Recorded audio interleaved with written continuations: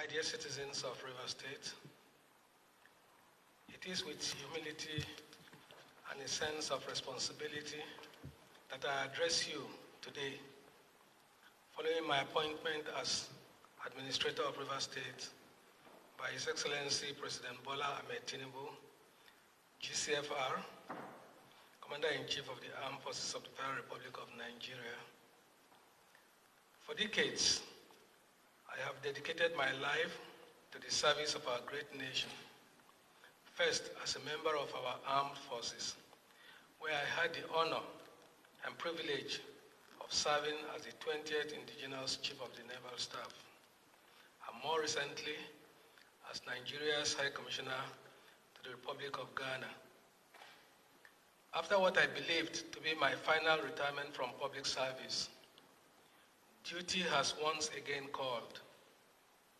I have answered not for personal ambition, but out of an abiding commitment to the peace, stability, and prosperity of Nigeria as a whole, and more specifically, River State. My appointment comes at a difficult and consequential moment in history. The political impasse of nearly 2 years in River State has paralyzed governance, desecrated democratic institutions, threatened security, and undermined the economic and social fabric of the state. It has deepened divisions among the people and cast a shadow of uncertainty over the future. These are realities we cannot afford to ignore. As a son of the Niger Delta, I'm one of you, and I recognize the weight of this moment, the expectations of the people, and the challenges that lie ahead. The uneasy calm that pervades the state is palpable, and I feel the weight of families, young and old, businesses that have made both little and huge investments in River State, uncertain what the immediate future holds. Mr. President's proactive and decisive action to declare a state of emergency and my subsequent appointment is primarily to ensure stability of livelihoods for citizens and residents, restore peace, security, and stability for economic activities to continue to thrive, and avert any disruptions to the way of life of the people of River State. My mandate is clear: to restore law and order, stabilize the polity, and to create the necessary conditions for the full restoration of democratic institutions and representation. This is not a task for one man alone. Success will depend on the collective effort of all Rivers people, elders, political leaders, traditional rulers, faith leaders, youth, women, the media, and civil society. I do not come as a partisan actor, nor as a competitor in the struggles that have brought us to this moment. I come as a servant of the state, entrusted with the solemn duty of restoring peace and order so that River State can move forward once again and reclaim its rightful place as the oil and gas capital of Nigeria, and I dare say Africa. My role here is to ensure that the lives and livelihoods of our people are not held hostage by crisis and instability. Governance is not a solitary endeavor. True stability and renewal requires the collective will of the people. I extend my hand to every son and daughter of River State, regardless of political affiliation, ethnicity, or creed. I urge you to remain law-abiding, peaceful, and optimistic. Let us set aside our differences and work together to rebuild trust, restore stability, and protect the future of our children The challenges before us depend on unity, not division, on cooperation, not discord,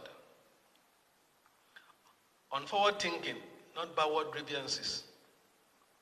A commitment to unity, cooperation, and dialogue must be the fulcrum of all engagements going forward. Destruction of national infrastructure in the name of agitation is something we in the Niger Delta have since put behind us. Through collective engagements, our people have become more aware of the collateral damage that comes with it. Not only does it deprive government enough resources to provide necessary critical infrastructure and services, the damage to the environment has left vast areas of the Niger Delta extensively devastated, affecting the health and livelihoods of our people. We must resist the temptation to return to those ugly days. Dialogue and honest engagement has proven time and time again as a veritable tool for resolving differences and conflicts of any kind. Let me be clear. Under my leadership, civil liberties and fundamental human rights will be respected and protected. The rule of law will remain sacrosanct. However, those who seek to sabotage the social or economic stability of River State and national infrastructure and institutions within the state, or who attempt to disrupt the peace for selfish and destructive ends, will find no tolerance for their actions. There will be no room for lawlessness, no space for violence, and no patience for actions that threaten our collective well-being. We will not act arbitrarily, but neither will we hesitate to enforce the law where necessary. Let no one be in doubt. We will uphold justice and fairness, but we will also ensure that civil order prevails. I have just concluded my inaugural State Security Council meeting and taken additional briefs from heads of security agencies in the state. I have noted the various reports, initiatives, and concerns, some of which I have given clear directives on specific actions. I have specifically charged them to remain neutral, respect the rights of citizens, and do all within their powers to maintain law and order, while collectively working to de-escalate tensions where they come in contact with such. In the coming days, we will move with deliberate speed to articulate a pragmatic roadmap for the next 6 months to ensure that every government bureaucracy is properly functioning. Agencies providing services to citizens and residents are doing so and engage stakeholders as mandated by Mr. President. Our objective will be clear: to restore normalcy, to rebuild public trust, and to lay the groundwork for a stronger and more resilient, democratically governed River State. I ask for your understanding and cooperation.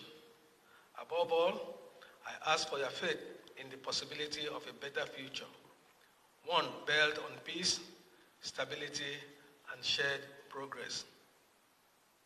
I want to thank Mr. President most sincerely for the confidence reposed in me and for entrusting my humble self with this delicate national assignment. Worthy of thanks are the leadership and members of the 10th National Assembly who have graciously approved Mr. President's state of emergency proclamation for River State. The approval gives full effect for my appointment as administrator of River State. I will draw on my training, knowledge, experience, and dedication to ensure that the essence of this historic decision is achieved. I will have to work closely with the National Assembly under the guidance of Mr. President. Consequently, I hope to continue to count on their support and cooperation throughout this assignment. While abiding faith in God, together we will overcome these challenges Together, we will restore the dignity and the greatness of the Garden City, Rivers State. May God help us in this onerous task. May God bless Rivers State, and may God bless the Federal Republic of Nigeria.